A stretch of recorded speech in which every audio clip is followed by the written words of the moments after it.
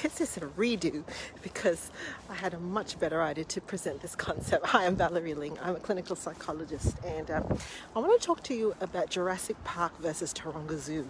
And it really depends on which reality you live in and the kind of background that you come from. So depending on your life situation, there's probably a body of research that would suggest that 70% of us probably grew up in a kind of Taronga Zoo, and 30% of us probably grew up in a type of Jurassic Park. And what this means is that, well, first of all, let's talk about how it imprisons you. So there are levels of thought that really influence the way that we feel and we live. There are the automatic thoughts. Often they're the ones that pop up and they were conscious of, and they're quite repetitive. They're like, so if you're feeling a bit down and you might send a text message to a friend and then you don't get a response, right? And this is an Achilles heel for me. Like, why is that no response? Like, send me an emoji or something at least. And you think, oh, far out, they're too busy, they don't care for me. Right, so that could be a sad thought. The angry thought could be, oh, you're rotten so-and-so, how rude, not even responding. That could be your angry emotion, right? Or you could have a neutral emotion, which is like, oh, they must be in the toilet. Now, depending on how you grew up, and the kind of life experiences you would have, if you grew up in the Taronga Zoo version, which is, there are some scary animals, but you're safe. There are people around you to protect you. By and large, nothing really bad is going to happen, versus the Jurassic Park version, which is the dinosaurs are out. You can't predict when they're going to come and get you. And really, other than the herbivores, they're all pretty much out to get you. And so, herbivores? Yeah. And so that's your first level of thought. Now, if you tunnel down a bit more, there is a level of thought called core beliefs. Now, these are the kinds of, they're rules, really. They're what, if this happens, then this. Or if I do this, then this will happen. Now, these are a set of beliefs that we often use to govern our lives so that we can live in a predictable and safe way. So the rules might be, if I send out a message and my friend doesn't get back to me, then I'm going to feel sad and stay home. Or if I send a message to my friend and my friend doesn't get back to me, I'm going to send them back a message to tell them what I think.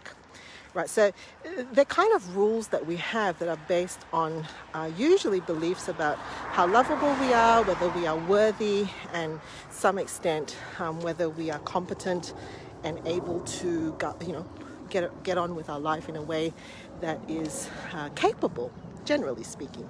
Now, underneath that, and this is where the Jurassic Park comes in, are very often some scripts that we have for ourselves that we're not even aware of. And they tend to come in packs. You know those raptors in Jurassic Park? I can't watch Jurassic Park once they come out because they're so clever. And they have strategy, they work together. Well, very often we have a set of scripts that we're not aware of. There are some scripts about how vulnerable we are.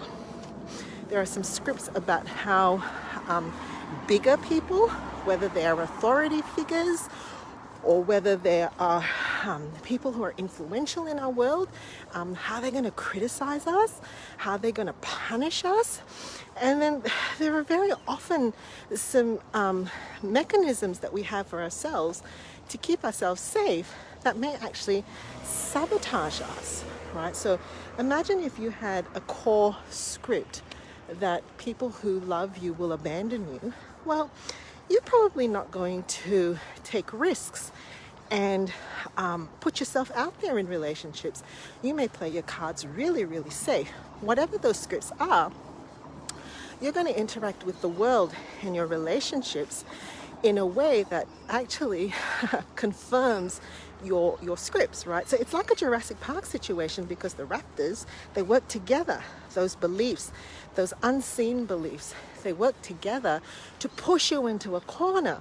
And some of us, when we're vulnerable, we will be we will, we will cry and be with emotion. Some of us will feel anxious. Some of us will attack. Some of us will freeze.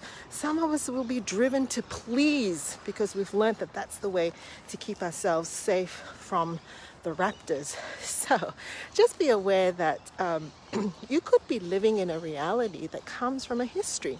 And that doesn't mean that there's something wrong with you.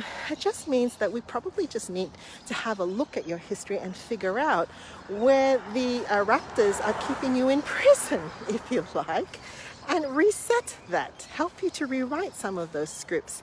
Get out of Jurassic Park, back into Taronga Zoo, where some of the bad animals are in cages, and you can, have the choice and the freedom to browse the other friendly, cute animals, if you like. That's really the role of therapy. That's where seeing a psychologist can be a really, really helpful thing. So I'll leave you with those thoughts.